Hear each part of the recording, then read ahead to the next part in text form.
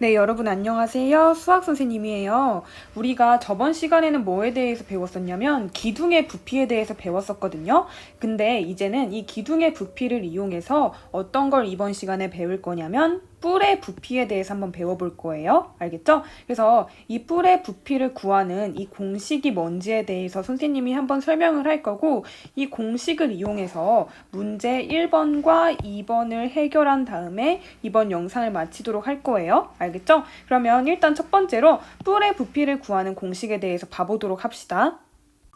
네, 그래서 뿔의 부피를 구하는 공식에 대해서 봐보면 이 뿔의 부피는 어떻게 구할 수 있냐면 이 기둥의 부피를 구한 다음에 이거를 3분의 1을 해주면 되는 겁니다. 알겠죠? 그래서 뿔의 부피를 간단히 얘기하면 이거는 3분의 1에다가 곱하기 뭐를 하는 거다? 기둥의 부피를 하면 되는 겁니다. 즉 뿔의 부피는 뭐다? 3분의 1 곱하기 기둥의 부피예요. 근데 이 기둥의 부피가 뭐라고 했죠? 이거는 어떻게 구하냐면 밑면의 넓이 곱하기 높이로 우리가 구했었잖아요. 그러면은 이 뿔의 부피를 다시 쓰면 어떻게 쓸 수 있을까요? 그죠? 이 뿔의 부피라는 건 이 3분의 1 곱하기 밑면의 넓이 곱하기 높이가 된다라는 걸 알 수 있어요. 그래서 여러분들이 이 뿔의 부피와 관련된 공식을 그냥 뿔의 부피는 기둥의 부피에다가 3분의 1만큼을 곱해주는 거구나 라고 생각을 한 다음에 이 공식을 어떻게 외워주냐면 3분의 1 곱하기 밑면의 넓이 곱하기 높이로 외워주시면 됩니다. 알겠죠? 그럼 이 뿔의 부피를 구하는 공식을 한번 알아봤으니까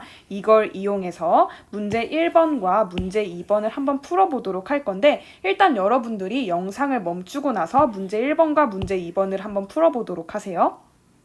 자, 그러면 문제 1번과 2번을 여러분들 다들 잘 해결해 보셨나요? 그러면 선생님하고 같이 문제 1번과 문제 2번의 답을 한번 구해보도록 합시다. 그럼 일단 문제 1번을 봐보면 문제 1번에선 사각뿔의 부피를 구해달라고 했어요. 이 사각뿔의 부피 어떻게 구할 수 있죠? 그죠? 밑면의 넓이랑 높이를 서로 곱해준 다음에 여기에다가 3분의 1만큼 더 곱해주면 그게 바로 사각뿔의 부피가 되죠? 그러면 선생님하고 한번 구해보도록 합시다. 그럼 여기에서 일단 첫 번째인 밑면의 넓이를 구해보면 이 사각뿔에서 밑면은 무엇이죠? 그죠? 여기가 사각뿔의 밑면인 것을 알 수 있죠. 근데 여기에서 여기가 직각이기 때문에 이 밑면의 넓이 어떻게 구할 수 있죠? 그죠? 6이랑 6을 곱해주면 되죠. 왜? 이 밑면은 직각 삼각형으로 이 가로 곱하기 세로를 해주면 되니까요. 그래서 밑면의 넓이는 뭐가 된다? 밑면의 넓이는 6 곱하기 6 해서 36이 된다라는 걸 알 수 있어요. 그 다음에 여기 사각뿔에서 그렇다면 그 다음으로 이 높이를 한번 구해봅시다. 그럼 높이는 이 그림을 봤을 때 뭐죠? 그죠? 여기가 되죠? 근데 여기의 길이가 뭘로 나와 있죠? 그죠? 6cm로 나와 있죠?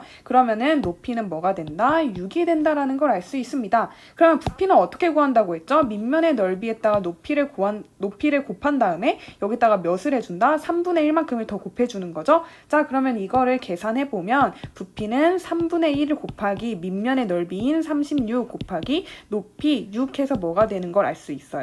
그죠? 이걸 계산해보면 72가 된다라는 걸 알 수 있습니다. 그래서 사각뿔의 부피는 뭐가 된다? 72가 된다라는 걸 여러분들이 쉽게 알 수 있을 거예요. 이렇게 문제 1견을 해결해 봤으니까 마지막으로 문제 2번을 한번 해결해 보도록 할게요. 자, 여기에서 문제 2번은 원뿔의 부피를 구해달라고 했어요. 그럼 원뿔의 부피는 어떻게 구할 수가 있죠? 그죠? 이거는 밑면의 넓이 곱하기 높이 곱하기 3분의 1로 구할 수 있으니까 일단 밑면의 넓이와 높이를 한번 구해봅시다. 그럼 여기 원뿔에서 이 밑면은 뭐가 되죠? 그죠? 원뿔 여기에서 이 밑면은 여기가 된다라는 걸 알 수 있습니다. 그럼 이 원의 반지름은 뭐가 되죠? 그죠? 여기 나와 있죠? 여기에 있는 이 반지름인 6cm가 된다라는 걸 알 수 있습니다. 그럼 이 밑면의 넓이, 여기의 넓이는 어떻게 구할 수 있죠? 원의 넓이는 파이 r의 제곱으로 구하기 때문에 밑면의 넓이는 파이 곱하기 r제곱인 66에 36이 되겠죠? 그래서 밑면의 넓이는 36 파이가 된다라는 걸 알 수 있습니다. 그럼 이 원뿔의 높이는 뭐가 된다라는 걸 여러분들이 알 수 있죠?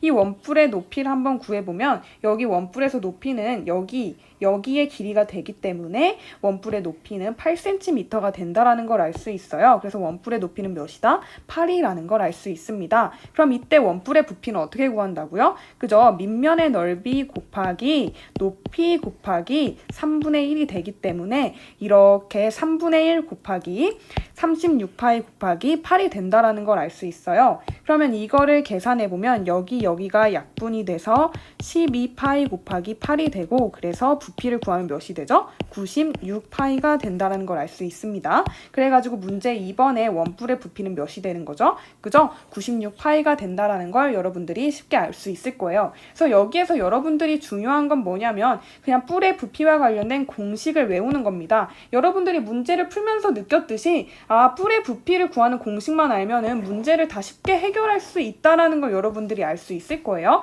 그래서 이 뿔의 부피를 구하는 공식은 기둥의 부피에다가 3분의 1만큼을 곱해주는 것이며 이건 다시 말하면 3분의 1 곱하기 밑면의 넓이 곱하기 높이가 된다라는 걸 여러분들이 알 수 있을 거예요. 그래서 여기에서 우리는 뿔의 부피와 관련된 공식과 문제를 다 풀어봤으니까 이번 영상은 여기에서 마칠 거고요. 여러분들은 이 개념을 다시 되짚어보기 위해서 퀴즈 과제를 통해서 문제를 한번 풀어보도록 하세요. 알겠죠? 그러면 이번 영상은 여기에서 마치도록 하겠습니다. 여러분 안녕. 다음 영상에서 봐요.